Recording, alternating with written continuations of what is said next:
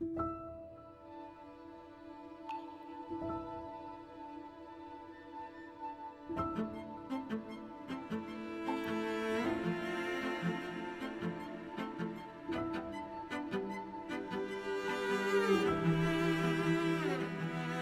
are predicting between a 15 and 25% loss in GDP. To put that in context, in the global financial crisis, we lost 4%. In COVID, we lost 11%, but it bounced back. So if we were to have a 15 or 25% drop in GDP here in the UK, that would be pretty terrifying. Whether it's climate change or nature loss, it looks pretty grim over the next 10, 15 and 25 years. But that's the future we don't need to have.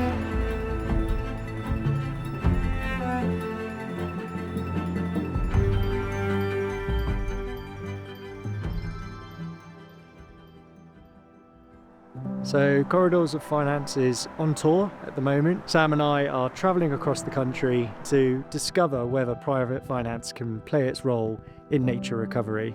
We want to be the catalyst to help investors, to help landowners and to help government understand this market and instill confidence. Nature's undervalued right now. If you look at how do you value nature, it's not on a balance sheet. If you own farmland in terms of what you do in terms of building things up, you don't put that as an asset. Now we know that our budgets are finite, and actually I don't think this should be all paid for out of government money. But what you can use is government money to be a catalyst. Wouldn't it be great if you can invest £1 and then get £3 of private capital, creating anywhere between 6 to 10 times the benefit? Then that's a great outcome. This is where government policy can act as a catalyst to help direct the flow of government money to unlock private capital to create the change that we need. And it's exactly to the kind of corridors of finance that we need to join up. So natural capital is everything to do with agriculture, fish, everything to do with forestry, and then this broad thing, what we call nature-based solutions, and that is paying for nature to do something that you may be able to do differently, but actually nature does it for you, and normally it does it cheaper. 80% of all supply chain and all businesses are reliant on nature, and therefore the natural capital assets that nature produces for us requires private finance to regenerate in order to support those supply chains and support that revenue. Without nature, we have no economy. Without properly valuing nature, the systems that underpin our economy begin to break down. Our global society depends on natural assets for its survival, yet they remain largely unaccounted for in financial systems.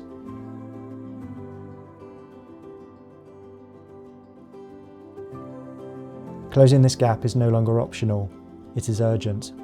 At the moment in the UK, it's been worked out by the Green Finance Institute that we have between a 4.4 and a 9.7 billion pound gap in financing nature. So if we continue to extract nature and natural capital from the natural environment, we are absolutely not going to benefit our economies, because nature underpins our economy just as it does, our inherent value that we place on the natural environment. When you invest in the system at scale, that has multiple co-benefits, that has multiple ways for society to benefit, for nature to benefit. You get all of these ecosystem services like carbon sequestration, water attenuation, improvements in water quality, social well-being, ways to generate new forms of enterprise, rural, nature-based enterprise.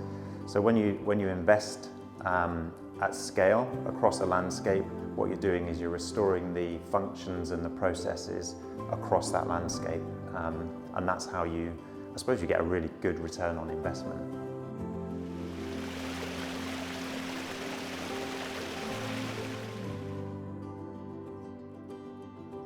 The biggest misconceptions, I would say, are that nature is immaterial to your business operations, that it's an expense is the second one, and that the third one is that nature is a nice to have that is left to sustainability teams.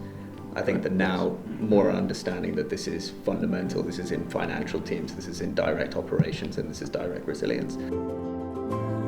What's emerging is not just a risk, but a significant investment opportunity.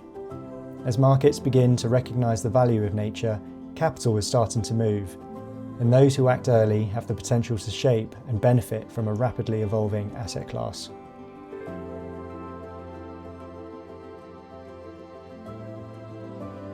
The more you dig into this, you suddenly go, hang on, that's got a zero value.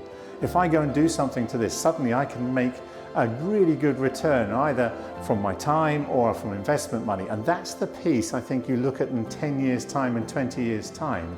You sit there going, oh yeah, I missed out on that. And that's what we're hoping investors are waking up to now, which is, come on, get involved. This is a really interesting investment sector. There's a 12.5 to 20% hit to GDP if we don't get private finance into nature. So the task is pretty clear and it's pretty mammoth. The pace at which that needs to happen is not matching the ambition. I'm certain that the market will evolve. I'm certain that policy eventually will play its part. But right now, what we actually need is impetus and action and momentum and traction. And that won't come from policy. It'll come from determined early movers, either on the ecological development side, on the landowner side, or on the corporate side.